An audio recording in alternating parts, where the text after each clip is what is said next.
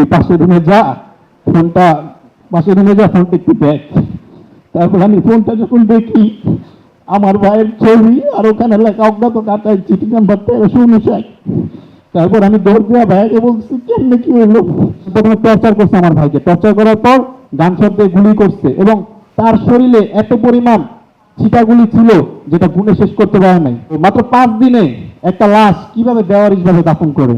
18 জুলাই 2024-এর দিনটা ছিল বৃহস্পতিবার। সন্ধ্যার সময় বাসা থেকে বের হয়। সে বের হয়েছে, বের হওয়ার পর আমরা কোনো খোঁজ পাইনি। তো 3 দিন পর আমার মামা, আমার মেজু ভাই আর আমি ঢাকা মেডিকেলে যাই।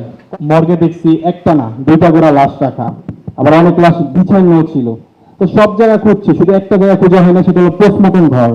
তো সেখানে দেখছিলাম শাহবাগ থানার কিছু পুলিশ অনেকগুলো লাশ ব্যাগে ব্যাগে করে নিয়ে যেতেছিলেন, ভেতর থেকে ব্যাগে করে চেন লাগিয়ে আর কি বের করতেছে। তো আমার মামা জিজ্ঞাসা করছে যে এই লাশগুলা কাদের, এই লাশগুলো আমরা একটু দেখি, এখানে আমার ভাইগনা থাকতে পারে। তো পুলিশ একটা বকা দিচ্ছে, অনেকটা খারাপ ভাষায় বকা দিয়ে বলতেছে তুই দেখা কি করবি, তো যা, তোর যে ভাইগনাকে খুঁজতেছিস তোর ভাইগনাকে পাবি না, জায়গা বাসার জায়গা তোরও কিন্তু ভেঙে ফেলবো। ওপেন থ্রেট দিছে, ঢাকা মেডিকেলে বসে কয় না এখানে সব আইডেন্টিফাই করা লাশ, এগুলোর ফ্যামিলি নিয়ে যেতেছে আর কি বুঝা। যখন নেট আসে তো আমার ভাইয়ের যে নিখোঁজ হয়েছে সেটা সবার ফার্স্ট আপলোড করি আমরা, আমার ভাই যে নিখোঁজ হয়েছে। স্বৈরাচার মুক্ত বাংলাদেশে একটা পেজ, তো ওই পেজে আমার ভাইয়ের একটা ভিডিও, হঠাৎ করে একটা ভিডিও আর কি, ছেলে পাশে পড়ে আছে তার মৃতদেহ, আর আরেকটা মৃতদেহ পাশে পড়ে আছে, আর কিছু লোক বলতেছে এখানে 2টা লাশ আছে। তো ওদেরকে মেসেজ করে কন্ট্যাক্ট করতে পারি না তাদের সাথে।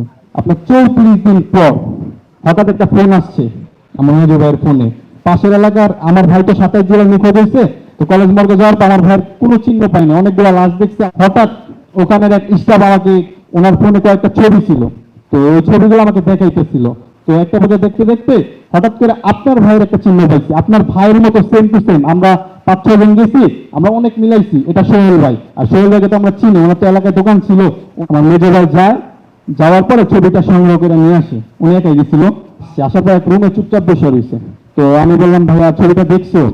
পরে আমার বলতেছে যে তুই পাশের রুমে যা, ফোনটা পাশের রুমে যা, ফোনটা একটু দেখ। তারপর আমি ফোনটা যখন দেখি, আমার ভাইয়ের ছবি আর ওখানে লেখা অজ্ঞাত কাটায় চিঠি নাম্বার 1359। তারপর আমি দৌড় দেওয়া ভাইকে বলছি কেমনে কি হলো। ছবিতে দেখতেছি এই যে ছবিটা, এই যে এই ছবিটা অজ্ঞাত কাটায় চিঠি নাম্বার 1359, এই ছবিটাই ফার্স্টে আমরা পাই। পরে বললো যে ভাইয়াকে নাকি অজ্ঞাত পরিচয় বেয়ারিশ ভাবে দাফন করছে, তা অনেকদিন আগে। তারপর আমরা আঞ্জুমানে যাই, দাফন সেবা যে কাজ করে কামরুল ইসলাম, ওনার সাথে দেখা করি। উনি আমাদের কতগুলো ফাইল বের করে বেয়ারিশ সার্টিফিকেট, আমার ভাইয়ের ওই সার্টিফিকেটটা আমরা হাতে পাই। পাওয়ার পরে ওনাকে আমি সরাসরি প্রশ্ন করি যে আপনার কাছে তো আমার মেজো ভাই অনেকবার আসছে, তাহলে এই ফাইলটা, এই ছবিটা কিভাবে আসলো? আমাদের কাছে শাহবাগ থানা থেকে পাঠাইছে। তো উনি কাগজে লিখলো 23শে জুলাই ঢাকা মেডিকেল থেকে শাহবাগ থানার লাশটা নিচ্ছে। কার মাধ্যমে? এটা হলো কনস্টেবল সালাউদ্দিনের মাধ্যমে। শাহবাগ থানা থেকে হস্তান্তর করছে আঞ্জুমান মুফিদুল ইসলাম কাছে 24শে জুলাই, আর 24শে জুলাই আঞ্জুমান মুফিদুল ইসলাম দাফন করছে রায়ের বাজার বুদ্ধিজীবী কবরস্থান। পরে বললো আপনারা শাহবাগ থানায় যান। তো যাওয়ার পর পরে আমি বললাম লাশটা কোথা থেকে পাইছেন? উনি বললো যাত্রাবাড়ি। কবে পাইছেন? কয়েকটা এখানে সার্টিফিকেটে কিছু লেখা আছে, পোস্টমর্টম লিখছি, ওই লেখাগুলো আপনাদেরকে পড়া শোনাইতেছি।